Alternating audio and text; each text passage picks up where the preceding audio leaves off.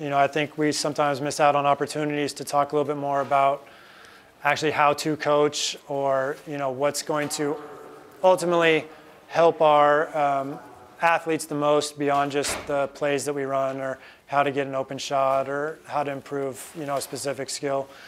So since I think that, I decided that I should start talking more along those lines and less along just throwing out more plays or more drills. So to me, sports psychology kind of starts with motivation. And I think one of the big advantages that we have in sports, and there is a small caveat to this now, but generally speaking, players come to sports because they want to be there. They're already intrinsically motivated. Now, today's game, that may not be 100% true because players are starting at such a young age. They're being pushed into leagues and competitive teams and so forth before they really can make a conscious choice of whether or not they like to play basketball or baseball or soccer or whatever. So there's a chance that, now we're getting players that are a little bit more externally motivated because they're being pushed by outside influences, typically a parent. But traditionally, I would say most people come to an activity because they are interested in it.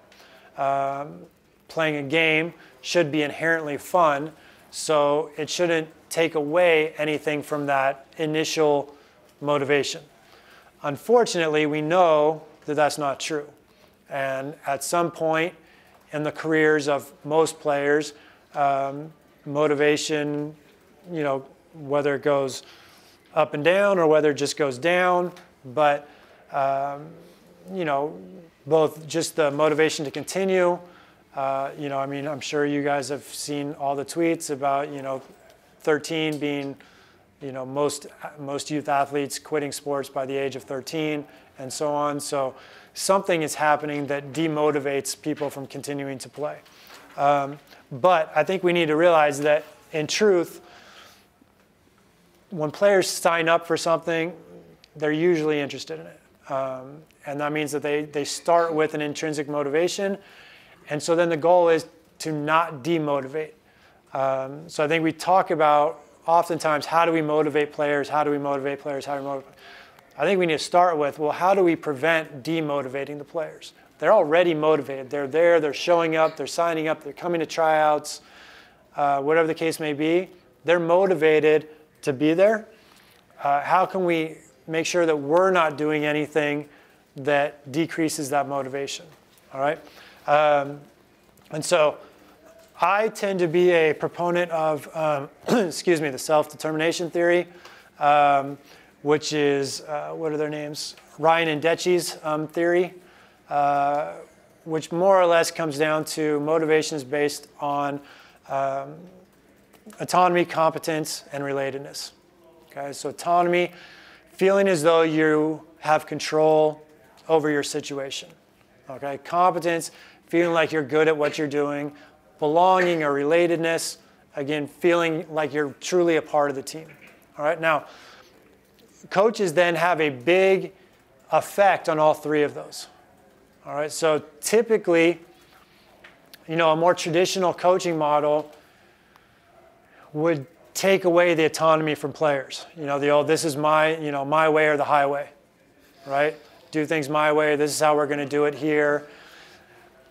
One of the biggest, criticisms that I would say that I hear from players, and especially college players even, is, they feel like coaches are inconsistent or unfair in terms of how they devise playing time, right? And so if I, as a player, feel like my coach is inconsistent or unfair, then I feel like I don't have control of my opportunity to earn playing time. Right? So if I feel like, well, I'm doing everything right, this player's not, I follow directions, this player's not, but this player plays, then I feel as though there's nothing that I can do, right or wrong, but that's the feeling that I get. And so then I start to lose that autonomy. Okay, so I spoke about it a little bit before, but one of the things that I do to try to increase players' feelings of autonomy or control over their environment is when they have to arrange individual workouts with me, right? It's not mandatory, okay? Practice is mandatory, weights is mandatory, okay? Individual workouts. I have 2 players this year who have not done an individual workout all year. I don't anticipate they ever will. All right, now, some people would say that I'm letting them down, I'm not pushing them hard enough, etc. Probably correct, okay? But to me, part of becoming a great athlete, or really great at anything, is taking ownership for yourself. If you're relying on somebody else to push you all the time, you're never going to reach the upper levels. And so, to me, part of junior college is weeding out those players. I would tell these players not to go Division I, even though they will likely have Division I scholarships, because to me, somebody who does not want to work out outside of practice is not a Division I player. Now, can they play at a Division I level? Probably, yes. Will they get along with some coaches? Yes. Some coaches, I would anticipate them being home before the semester ends, right? It's just how it is, okay? So that's one of the things that I do, you know. You have to schedule your own individual workout, and then you have to tell me what you want to work on, okay? That's giving them control over their environment, right? You know, some of the other things that we do just on a minor level, you know, we meet before practice, so I use a whiteboard, I write up practice on the whiteboard.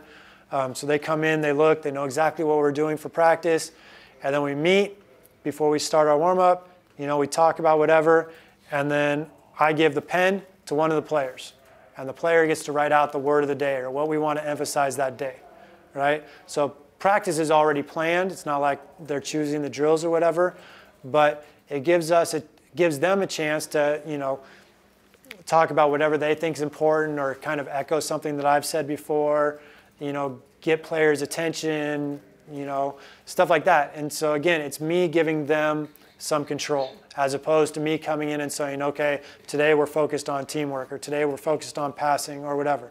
They get to choose that, right? And so it's me giving up a little bit of the control of our environment to them to increase their feelings of autonomy. And it's a, you know, it's basically a token gesture. I mean, it's the word of the day.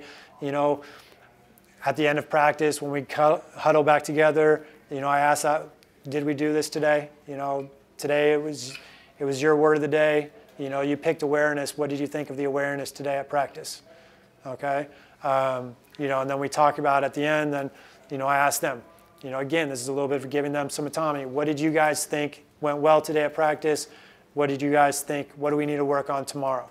Okay, so again, I'm giving them the opportunity to tell me, right? What do we need to work on tomorrow? Okay, well, you know, we didn't handle the press very well. Okay, well now I can put a little bit more, you know, full court type stuff. Maybe we're working against the press in tomorrow's practice plan. You know, so they have some control over their environment. It's not just me telling them every single thing. And again, those are small ways for them to do it. Same thing, I don't pick the captains, I let them, you know, vote for their captains. Okay, again, that gives them some control over their team, over their environment. Competence, you know, I really think, especially when players are starting out, one of the main reasons that players play sports or similar activities is because they like to learn new things. They like to develop skills. They like to see improvement, okay? And so how can you show players that they're moving in the right direction? All right, I once had a player who I will refer to in the future in one of the next topics, but he got so mad one day because he felt like he wasn't improving, you know, because he was missing a bunch of shots and whatever. This is when I did a lot of individual training. And so he's missing a bunch of shots or whatever. He couldn't do a move that we were working on, you know, and he got super frustrated. And I'm like, do you remember where you were when we started out like 3 months ago? Like, do you not see how much you've improved over those? Like, you couldn't do any of this 3 months ago. You know, you could barely do, you know, a layup 3 months ago. And now, you know, you're mad because you can't do, you know, a double crossover into a step back jump shot. Like, that's huge growth. You know, so sometimes it takes just reminding them. Sometimes it's a matter of throwing in This is one reason why I like to do two-ball drills, even though I question how much they actually improve a skill level. But there's something that players enjoy doing, and there's something that you can see your improvement. If the first time I do a two-ball drill and I bounce the ball off my foot, and the next day I can do it, I can see that improvement. Sometimes it's harder to see how you improve in a game situation, without really studying tape and stuff like that.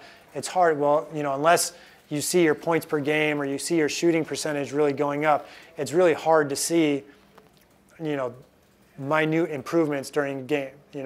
How do you measure ball handling improvement through the course of a game? Especially if you're a player. How do you see that? Is it because now you handle the ball one time against a press? How do you measure that? But doing a simple drill, like two-ball drills, or teaching certain moves that may or may not have any transfer to a game, is a way that players can see that improvement, and that improvement then helps to motivate them and keep them believing that they're working on the right things and believing that the things that we're doing in practice have value. Belonging then should actually be, or relatedness should be, the easy part. We're on a team. We already belong to something. That's why coaches talk about culture all the time, and it's why we put our nicknames on T-shirts, and why we come up with slogans or our team word or whatever, and we put it on T-shirts and that we wear to practice, and all these things. That's all about belonging, right? But what happens in sports a lot, and again, it goes back to the players thinking of favoritism and stuff like that. But we do things oftentimes, unconsciously as coaches, that affect a player's feelings of belongingness. And so the one that I always come back to, which I call the Right-Field Postulate, is in Little League, you always put your worst player out in right field. Okay, bat him ninth, put him in right field.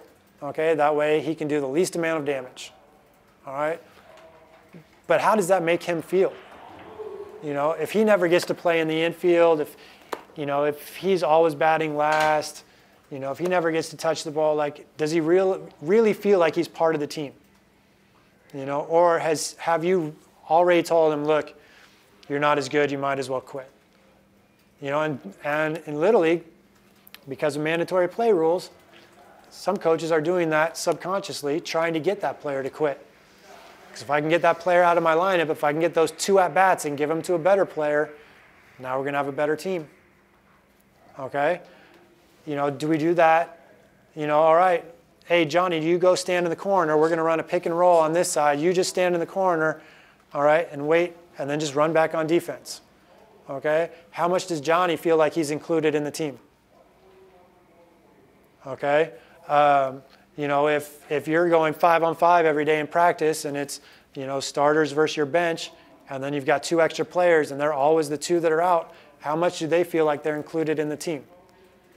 Okay, now you've gone from an environment where the belonging and the relatedness should be the easy part, and now you've got players separating out, and you've got players that don't feel like they belong as part of the team. And then, how is that going to affect? Who are they going to interact with, and who are they going to take and try to make them part of their group? And now you've got splinters, and then you've got problems, and you've got cliques on your team, and so forth and so on.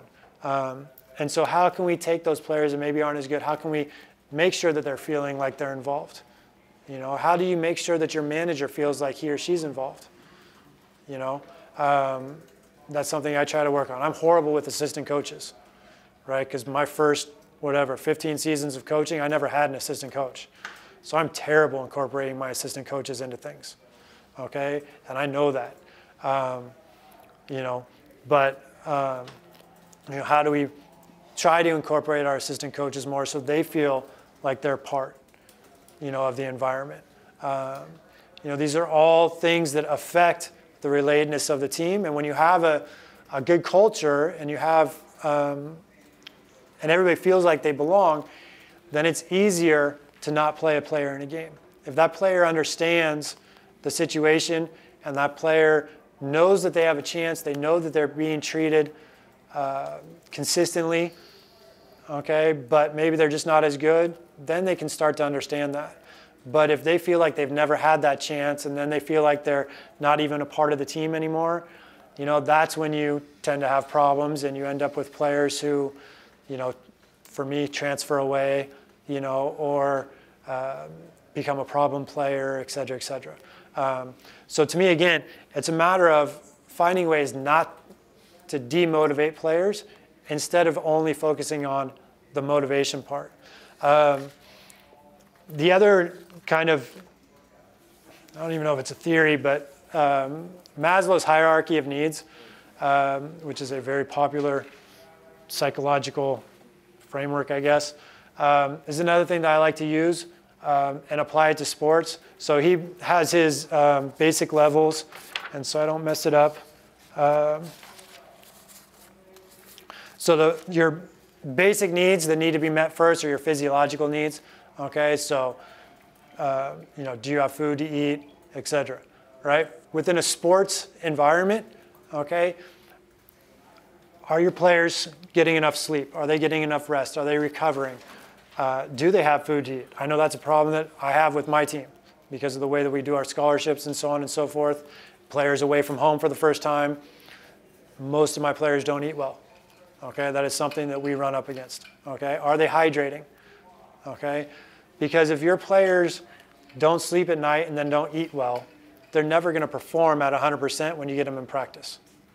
Okay, and so what you might see, or what I see as a lack of effort, that might just be that player hasn't eaten all day, and it's now 3 o'clock in the afternoon. They've been to 3 classes, and they were up till 3 o'clock in the morning. Okay, and now they're tired, they're hungry, and they're acting out at practice because they're tired and they're hungry. Right? And so if we can't solve those beginning needs or the physiological needs first, we can never get them to reach their potential. Right? And so the next one that Maslow talks about is safety. And so he talks about, from a living standpoint, that's, having a shelter, having a roof over your head, et cetera. For me, that's both physical and emotional safety. Okay? We all know that there are coaches who should not be coaching children.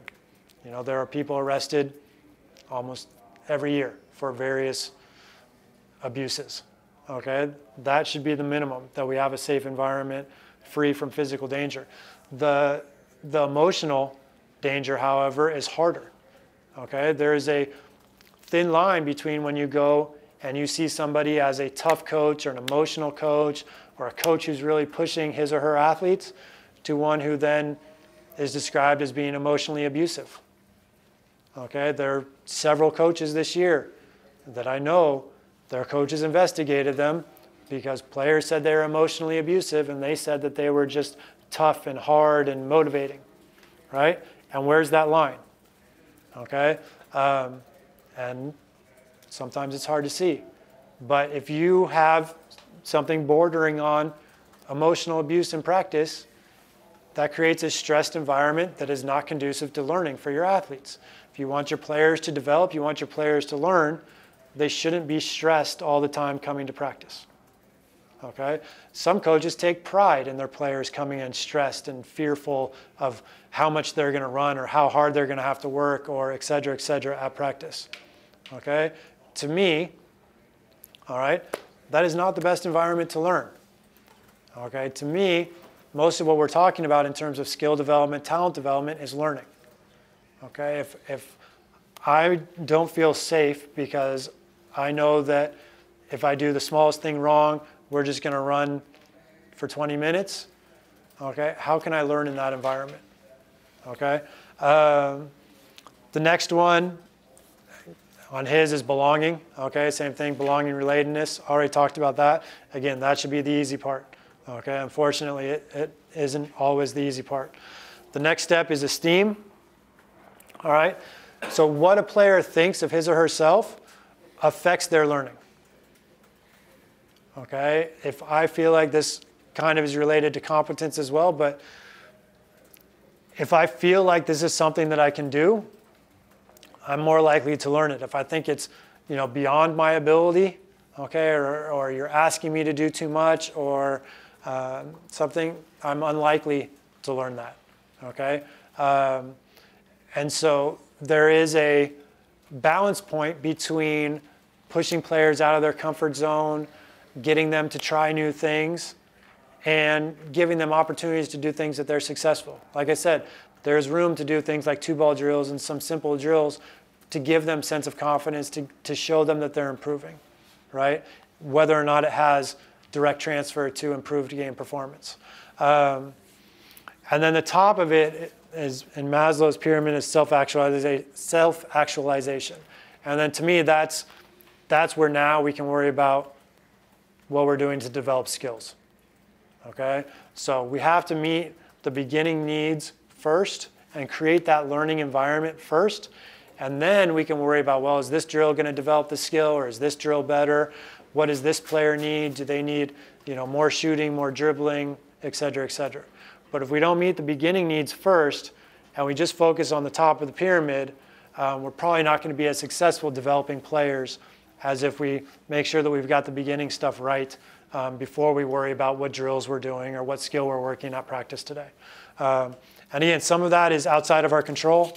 I know what my players eat and how often they eat and so forth really is outside my control. I'm not allowed to buy my players food. It's a violation.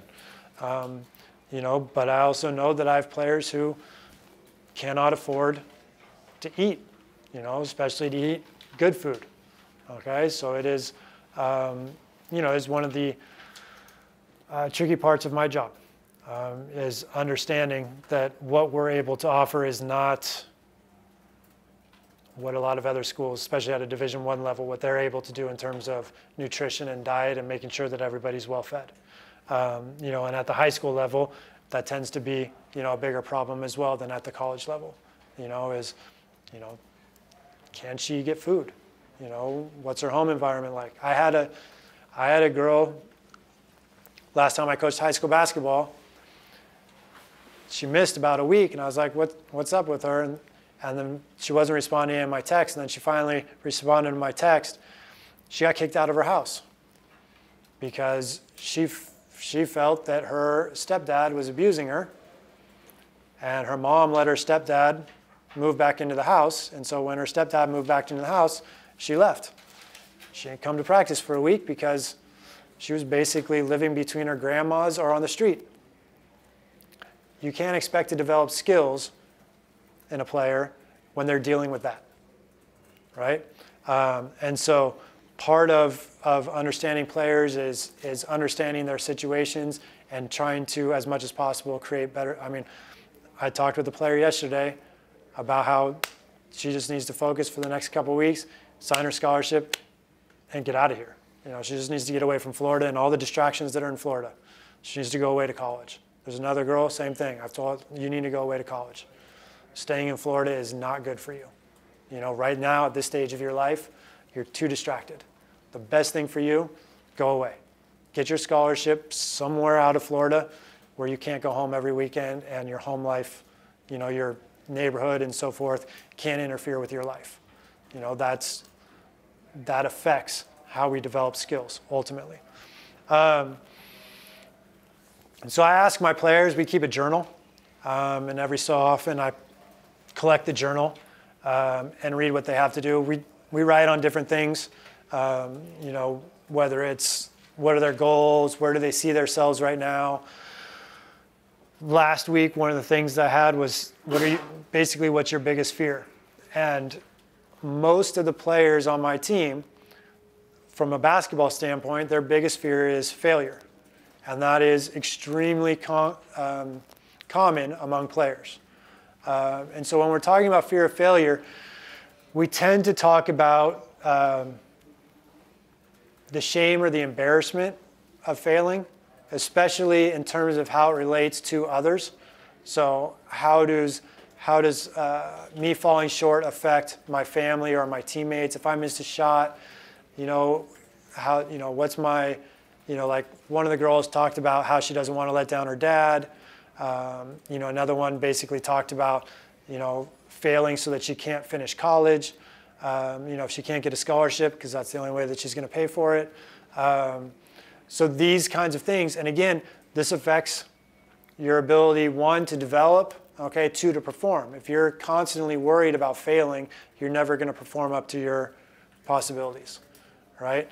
And so, that's one of the things, trying to get them to write it out. And now that, they've expressed what their fear is, now I can talk to them and we can go through it. And okay, well, like I have a player who was, over the summer, she was diagnosed with an autoimmune disease. And so right now, she's nowhere near the player she was in high school. She's just physically, basically she's physically ill most of the time. She lacks strength. She lost a bunch of weight, et cetera, et cetera. So, but she's scared that she's never going to get it back because now her goal is to raise awareness for her disease. And so she feels like if she never gets back, she never plays at a high level, she's not going to be able to achieve that goal.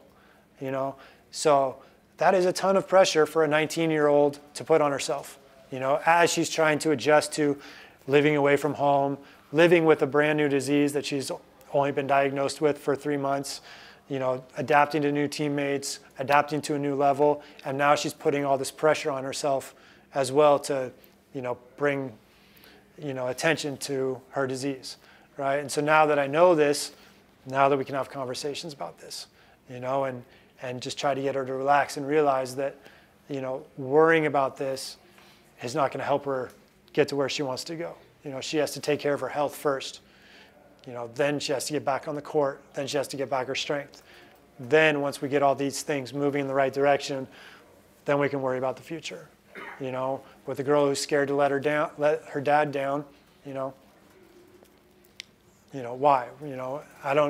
She's from Europe, so I don't really know her relationship. So that's what we're going to learn about over the next season, is talking with her and figuring out, like, what's the dynamic there. I think he was her coach back home, but I'm not 100% sure. But that's what I'm going to be investigating now is, why? Is too hard on you, too easy? Why is that relation? Why is that the motivating factor for you right now? But without the journal and without investigating this, I wouldn't have known some of these things. Okay, so one of the things, in terms of, I got the journal idea from John Speraw, who's the U.S. national volleyball coach. He coaches at UCLA. He was the head coach, volleyball coach at UC Irvine when I lived in Irvine, and he was a friend of a friend, so I got to know him. And so he would have players come in and after practice or before practice, they would write journals. And so that's kind of where I adopted the idea of using it. And I know in Jay Deming's presentation, he talked about journals and using it as a practice journal and writing out what you're doing at practice. And that's one way, but I try to use it more for the psychology standpoint. I use it a little bit to learn more about players. And then also for them just to think about things, like I had them rate, a scale of 1 to 10, where do you think you are right now? So 1, they could think about it like, okay, where am I? What do I need to improve? Where do I want to get to? And then I can see it and see where they think they are. Oh, she's a 6. Okay, well, okay, maybe her goals aren't quite as high as I thought they were. Okay, but again, it's a way, and it's a way for them. Some people don't take it seriously, the less mature players, and I saw that when I went to Irvine's practices. 2 or 3 guys would mess around. A couple of the guys, especially the best players, took it super serious. They'd be riding for 15, 20 minutes. I can see the same thing with my team. Some of my less mature players, it takes them 30 seconds and then they say they're done. And then I look at it and I'm like, you've done 3 of the 7 journal entries that we've done. Other players, they're writing and writing, and they've got pages and pages on the same topic. Okay, so, for me, it's an opportunity for them, because I think a lot of, a lot of children, adolescents, et cetera, they don't take time for themselves as much anymore. Everything's social and on Instagram and Snapchat and TikTok and everything. So everything they're doing is public, and they don't really introspect. And so to me, the journal gives them that opportunity. And then it also gives me the opportunity to learn. Along with the fear of failure is perfectionism. And so, one of the big things that we talk about in sports is, perfect practice makes perfect, and trying to be perfect and, stuff like that. But there are two forms of perfectionism. There's adaptive and maladaptive perfectionism. Adaptive perfectionism is internal and can be motivating, right? So I coached a player. My shooting book, 180 Shooter, is partially based on my work with him, but he broke his left wrist as a freshman in college. He was nearly cut from the team at a not very good college in terms of athletics. So he broke his left wrist, and he decided after he broke it that his goal was he was going to become a great shooter. Right? He was an average to medium to poor shooter in high school. He wanted to be a great shooter. And so every time we worked out, you know, is it perfect? Is it perfect? Is it perfect? Right? He was going after this goal. But it was all internally driven. Like, he didn't care about anybody else. You know, we had a kid on the team that was nicknamed Hollywood that used to make fun of him, you know, and like, you know, this kid, Matt, would like, I remember one time we had a game on a Saturday night. Everybody else was going out to party. All the other players were going to party. He stayed in the gym after the game with me, videotaping his shot. Okay? He was dedicated, and his adaptive perfectionism was motivating for him. Okay? And it all was self-driven. Maladaptive perfectionism is more externally driven. So I'm trying to be perfect for somebody else. That's where you see things that, you know, body composition issues, eating disorders, things like this tend to stem from a maladaptive perfectionism, okay, on a worse scale. You know, in terms of a sports scale, you know, that's where we worry too much about being perfect, and maybe that means we're scared to take, you know, this shot because it's not a perfect shot, or you know, whatever the case may be. But it is something that, along with fear of failure, I do think it affects a lot of athletes and affects them negatively. And it's something where if you can use that perfectionism and get it directed more internally, it can have a positive effect. But as long as they're worried about the external influences, then it's going to take away from their development. Okay, and so again, that's things that you know, maybe a journal or kind of mindfulness training or meditation are a couple tools that you can use to try to move that perfectionism back in a more proactive direction, as opposed to having it go off and become a debilitating thing for the athlete. So along with ownership, okay, comes practice habits. All right, so I had a player last year who was phenomenal to coach, because if I said things one time, she would do them forever.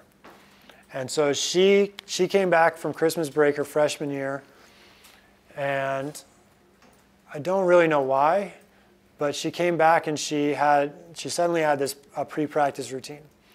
And so she did push-ups, and she had her knee bothered her for most of the time she was there. So I gave her some knee strength, you know, some quad and hamstring strengthening exercises to help with her knee. And I showed them to her one time, and she did them every single practice and game for the next year and a half that she was with me. All right? And so, you know, she would get to practice 20 or 30 minutes early, and she would go through a routine, push-ups, exercises, and then she'd be ready for practice. And when Division I coaches came to our gym, it's one of the first things that they noticed was, you know, there'd be 4 or 5 girls over here getting dressed and texting on their phones and taking videos, and then there'd be this other girl over there doing push-ups and working with bands and doing these strange-looking exercises. And she's the one that everybody wanted. Now, some of the other girls they wanted too, but she's the one that is at a BCS school right now, you know. And she came as a pretty exceptional player, but a lot of it came down to just her practice habits, because she's like that before practice, but everything then follows through that. You know, she's the same way in every single drill. You know, she's the same way before games. She's the person who stretches after every game. You know, she does all the little things that coaches want, right? And so it's something that I've relayed that story multiple times to my team this year, but few, if any of them, have taken that example. Even the girls who were here last year, even the girls who have more or less the same knee tendonitis type of injury that she had, they just don't commit to it, right? And like I said, in terms of ownership, I'm not going to force. I just don't believe in the idea that if practice starts at 3, you have to be in the gym at 2:30. To me, if I'm telling you you have to be there at 2:30, that means practice starts at 2:30, right? If you have to be there, that's when practice starts, to me. And so I don't do that. Practice starts, we start practice at 2 o'clock. At about 1:15, I put the clock up, 45 minutes, countdown to practice starts. If you show up, if you're ready to go, you're ready for our huddle, you're there at 2 o'clock when we huddle, great. You were there on time. Okay, the players that want to go someplace, the players that want to be great, they're not walking in the door at 1:58, right? They're the ones that are getting there. They're the ones that are taking ownership of their own development, okay? And so, like I said, the 2 who have never done an individual workout with me this year are the same 2 that walk into practice at 1:55 every single day, okay? It tells you what you need to know. Just those 2 things, you've learned a lot about those 2 players, okay? And college coaches, when they're recruiting, they learn a lot just by those 2 kind of things. Quick question. So, yeah. So would you express like disappointment in them, or would you just kind of let that go and they would? I have, on several occasions, attempted to re-motivate these players. But at some point, it just is what it is. You know, I mean, when they're on the court, I coach them the same. It's not like I've given up on them. You know, I mean, I certainly spend more time with one of them than any other player on the team, for various reasons. But yeah, I'm not going to babysit them. You know, like if I've expressed to them on multiple occasions, like I told one of them, I was like, I can see a future for you here. I can see a future for you that you don't even make it past this semester. Okay, the reality is it's probably going to be somewhere in between. And it's your choice. You can get here. Or you might not be here in January. You have to make that decision. I'm not going to make that decision for you. You know, like you have to make that decision. Like, what do you want? You know, how good do you want to be? And again, you know, to me, both of these players suffer from a fear of failure. They don't express it in that way. They don't use those words. But their backgrounds, their, you know, I mean, I know them fairly well. One of them's a sophomore. You know, it is a deep fear of failure. And so it is definitely hard to overcome. And so like I do invest. I have talked to them. But at some point, you know, it is what it is. I'm not going to beg players to get in the gym. You know, if you don't want to be here, it's fine. You meet your obligations on the team. You're on the team. We're going to play people as they, based on their practice, you know, how they do in practice, and then ultimately how they do in the games. You know, so if you don't want to reach your potential, like, I can't force you to do it. You know, that's something that you have to make that choice for yourself. And like I told one of them Thursday. Yeah, Thursday. I was like, I just hope that you realize how good you can be before it's too late. You know, that I hope you realize that if you put in a little bit of work, you can be pretty good before it's too late. Because she has a D1 ceiling, but she's going to end up at an NAIA school. Okay? There's nothing wrong with that. Mentality-wise is probably where she belongs, you know, just in terms of practice habits, dedication, et cetera, et cetera. Like, right now, she could not survive at a Division I school with all of the demands. Okay? It's fine. Like, you know, there's nothing wrong with her. There's nothing wrong with somebody who doesn't go to a Division I school. But, you know, her potential is here. but whether she reaches it or not is ultimately up to her. So the last one I'll talk about, because I said I would talk about in the first talk, is again, mistake response. And so one of our last journals that we did was I wanted them to come up with, when you make a mistake, what are you going to do? You know, so I have a couple girls on my team who pout when they make mistakes. That's one of the biggest things that I'm trying to change, especially with one of them, right? Is you cannot make a mistake and put your head down. You know, like she missed a wide open layup in practice the other day.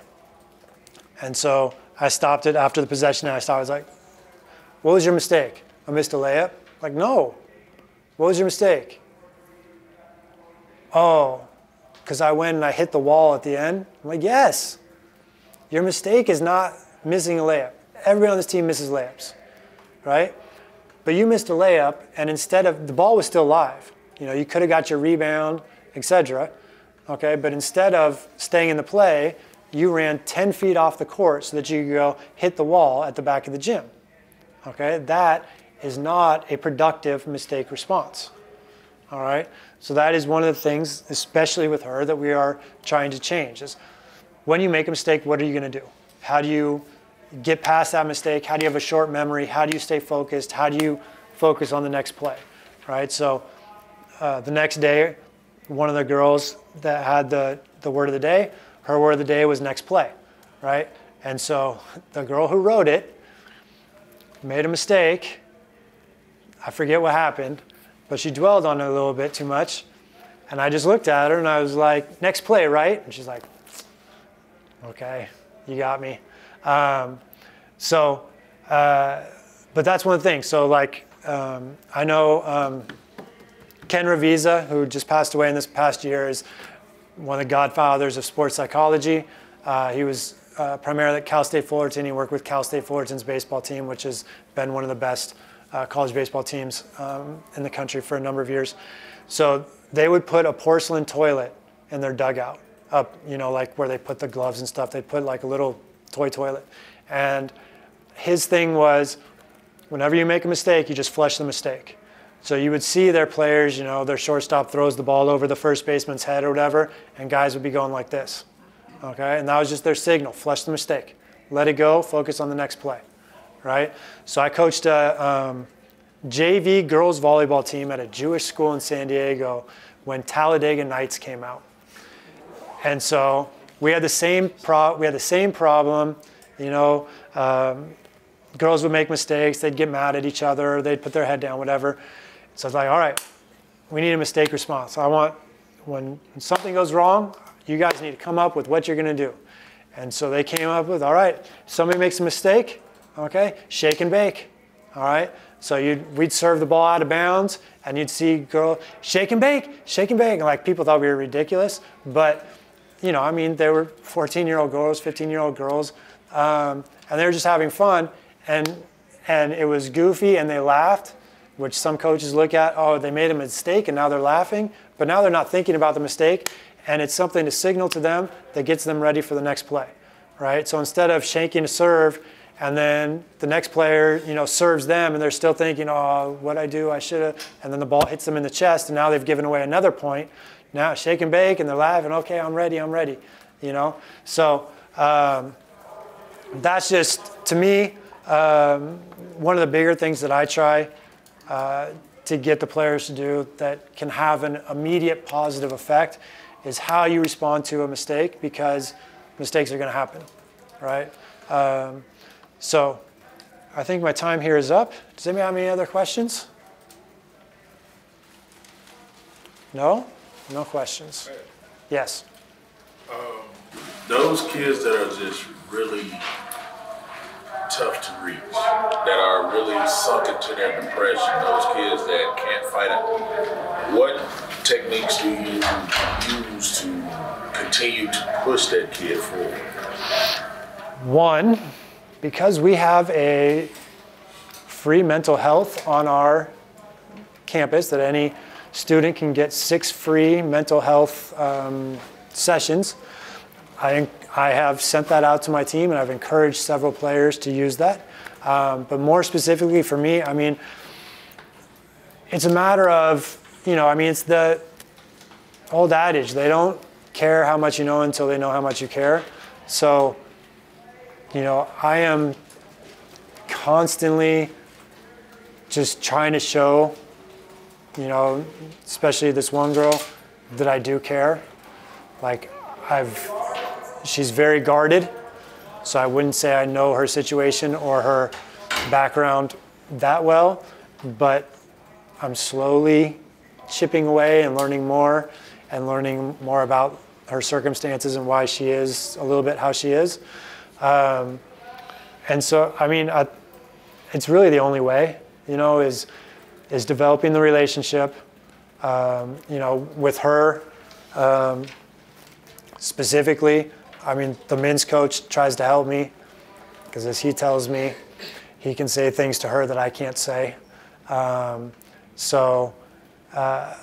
We've kind of both tried to, double team her a little bit and come at her. I'm kind of the good cop, and he then comes in as the bad cop. Yeah, I mean, that's most of it is just, me repeatedly telling her. And I mean, I know she knows this because she sent me, I was recruiting a friend of hers, and her friend sent me the text of what she said about me and about our team last year. And I was blown away because I thought this girl was like upset, unhappy, didn't like her teammates, didn't like me, etc.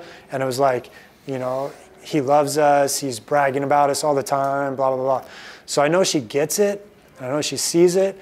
It's just, she has such a, I don't know what the word is, but like impediment to it, the wall that she puts up. So it's just a matter of, just putting my arm around her and letting her know that we do care and just slowly trying to chip away. But I mean, I only have 2 years, and I feel like I'm running out of time to get through to her. So I'm hoping, I will be somewhat protective of where she goes, just because she needs a certain kind of coach, because she certainly can't play for every college coach. Like, some of them will break her. But, but yeah, I mean, it's hard. And I have players on my team from circumstances that I can't relate to, but I do my best to try to, I try to hire assistants that can fill in some of those gaps and give, some of that I can't give, or that I can't, relate to, but yeah, I mean, it is the hardest part of my job right now, is trying to get through to them. And I don't have a definite answer other than just trying to build the relationship and making sure they know that you care. And then, also, like the time that I do get her on the court, I'm pushing her. I want her to be better, but I'm also pretty positive with her because I don't want her to sink down more into herself. So it's such a fine line between pushing her, because I know that she can be, I mean, she's a mid D1 talent who sometimes plays like she's never played before, so it's a matter of trying to get her to realize how good she can be if she just does a couple of things.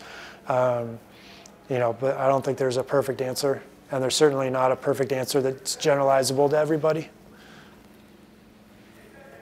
Yes? Yeah, I was just going to ask, I know you mentioned about like the journaling aspect and things like that. Do you have any pointers as far as encouraging like the nutrition side and the sleep side? Like coaching girls and stuff, that can be a big struggle. Yeah, so at the beginning of the year, I give out like a little handbook that I call the 24-hour athlete handbook. And in our initial meeting, we go over like, look, I see you 2 hours a day. What you do in those 22 other hours is going to say more about your success here than what we do in the 2 hours that you're with me. I send them stuff. I use, we have a group chat, so I use our group chat frequently to send them information from other people, especially if I see a NBA player or WNBA player talking about the importance of sleep or rest or nutrition or whatever. I send it to them so that it's not just me saying it over and over. But yeah, I mean, that's part of it. I mean, I had my first year when we had this meeting, I had a Spanish girl who like challenged me on some of it. I forget what she challenged, like either on the importance of sleep or the effect of sleep on injuries or something like that. And so I sent her like 5 research articles. I'm like, I'm not making this up. Because she was a pretty smart student, a smart woman. And so I was like, here. So, okay, I guess you're telling the truth. So, you know, I mean, it just kind of depends on who it is. Yeah, I mean, from my perspective, it's a matter of me trying to give information. One thing that I try to do is when I'm buying meals, I try to buy as healthy as my budget allows. So, you know, like a pregame meal or a postgame meal or whatever. I know most coaches base their meal choices on proximity or convenience.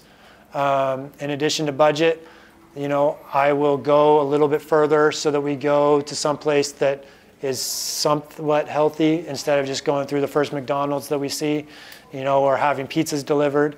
You know, I mean, I kind of have a no pizza rule just because it's something that they can identify as junk food, that they can see that other teams are constantly eating, that I'm not allowing them to eat.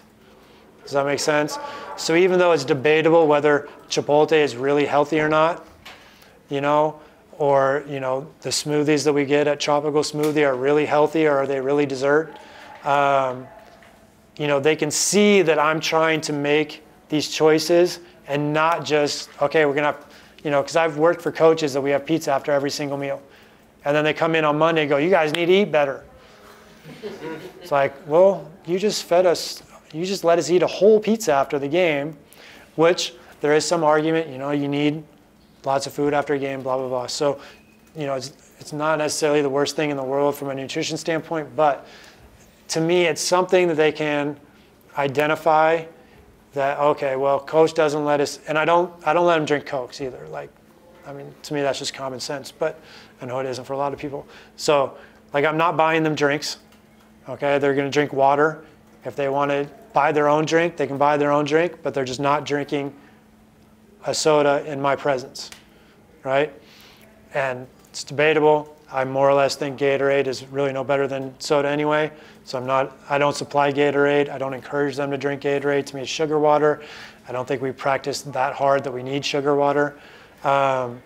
So these are small things, but I'm hoping that they represent something to them other than just giving them information. But, you know, ultimately, they eat on their own. And the ones that don't want to cook for themselves, you know, I mean, I gave them, like last year I had 2 vegans on my team, so I sent a bunch of vegan recipes that they could, you know, make on their own. You know, this year when I talked to my team, because I knew that I didn't really have anybody who was going to want to cook for themselves. Like last year my team was pretty good with 6 or 7 of them actually were okay cooking for themselves. This year I knew I didn't have anybody. So, I mean, I talked about easy ways to make meals that you can store, like, you know, because one of the girls brought a slow cooker. I'm like, look, make oatmeal on Sunday, put it in a Tupperware. You can have oatmeal for the week. Now you don't have to get up before school and make meal. You just put it in the microwave for a minute, okay? Put a little fruit on top, and now you've got a reasonably healthy meal that takes no preparation on a daily basis. Put it in on Sunday while you're studying, come back, take it out of the slow cooker, warm it up for a minute, you know, before you walk to school, eat it while you're walking to school. You know, oatmeal with fruit on top or, you know, whatever. You know, so I gave them a couple ideas of some healthy things that they could do with minimal preparation and that are reasonably inexpensive for healthy food. You know, but ultimately they eat what they want and I don't have much control because I'm not paying for their meals. It's not, I don't have a dining hall, so I can't go with them to the dining hall and say, look, eat this, this, and this, don't eat that. You know, like if they're eating on campus, their choice is Subway or Dunkin' Donuts. Like those are the 2 things we have on campus.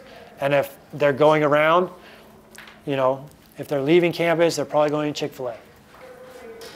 You know, and there's not really much I can do because I don't pay for their meals. So I can't say, oh no, skip Chick-fil-A, you got to go to Whole Foods for all your meals. It's right across the street, you know? So. What do you do for like role clarity, defining roles, that type of thing for the players? I kind of am not the person to ask for that subject. We pretty much, we're pretty free in what we do. I definitely see my job as development first and getting scholarships. So there's very little that I do to limit players as long as they're taking good shots. So we have, our offenses are predicated on ball movement, and players who don't move the ball tend just not to play very much because then the rest of our offense doesn't work. Like if somebody catches the ball and holds and holds and holds, then our offense doesn't work anymore. But in terms of roles, I mean, everybody on my team shoots threes. You know, everybody has the freedom to bring the ball up. We usually break presses with our 4s and 5s. So I wouldn't say that we necessarily have strict roles. And I mean, I talk to my post player, I want you rolling more than, you know, I've kind of given her now for every one time you pop, I want you to roll 3 times to try to get her going to the basket a little bit more. You know, I'm probably not the one that is defining strict roles or limiting players. Do you think that's the nature of the level that you coach? I mean, Oh, is no. there some level of development responsibility for high school coaches as well? I would say yes. And I would say I am different than a lot of the coaches that I play against. I mean, most of the coaches are, you know, yanking players out of the game for mistakes and yelling and screaming and telling their post player to get in the post and not letting certain players shoot and stuff like that. So I don't necessarily think it's the level. I think it's how I approach the level. But I would also approach high school coaching the same way. You know, unless I had a team potentially that was going to win a state championship, you know, then I might be a little bit more controlling, you know, because you only get so many of those opportunities, you know, and I think it's a good experience for any player if they have a chance to win a, you know, state championship. But, you know, any team that I've coached, freshman, JV, varsity, whatever, I mean, it's fairly similar. I mean, even at the professional level, when I coached over in Europe, I wouldn't say we had strict rules. I mean, we had, you know, my last team, we probably had one player who wasn't shooting threes, but he kind of knew that. You know, so like I said, it's more how I coach. Not saying it's the right way, but that's what I do.